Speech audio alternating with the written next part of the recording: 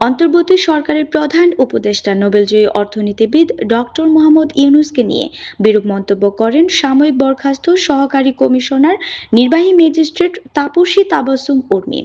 বিরূপ মন্তব্য করায় তার বিরুদ্ধে মানহানির মামলা করা হয়। সেই মামলায় উর্মিকে জামিন দিয়েছে আদালত। বৃহস্পতিবার ঢাকার মেট্রোপলিটন ম্যাজিস্ট্রেট মোহাম্মদ ইমরান আহমেদের আদালতে শুনানি শেষে এ জামিন মঞ্জুর করেন। এর আগে সকাল 10:30টার দিকে এই বিচারকের আদালতে আত্মসমর্পণ করেন তাপসী তাবাসসুম উর্মি। আদালতে উপস্থিত হওয়ার পর তিনি তার আইনজীবীর মাধ্যমে আত্মসমর্পণ করে জামিন চেয়ে আবেদন করেন। অন্যদিকে বাদী পক্ষ জামিনের বিরোধিতা করেন।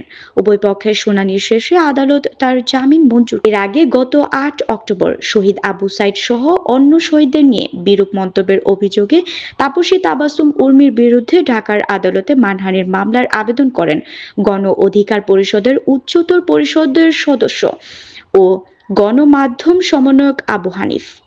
এরপর ঢাকার মেট্রোপলিটন ম্যাজিস্ট্রেট জাকির হোসেনের আদালতে বাদীর জবানবন্দি রেকর্ড এবং পর্যালোচনা শেষে 28 নভেম্বর তাকে আদালতে হাজির হতে সমন জারি করেন।